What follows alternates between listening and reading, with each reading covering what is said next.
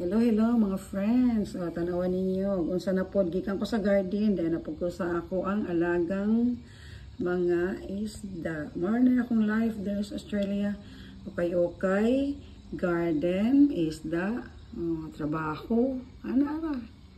Simple life but happy lang ginagmay. Satisfied na. Unsay na. Diba? Wow, look at that. Ay! Muna ilahang gamay nga balay.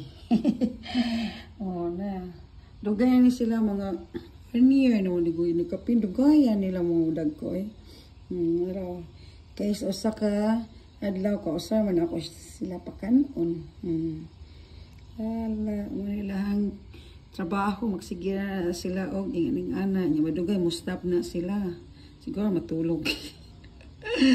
Nice kayo no. Colorful kay sila. Ingon man jud nga lucky ang duha ka goldfish ug usa ka blackfish, di ba?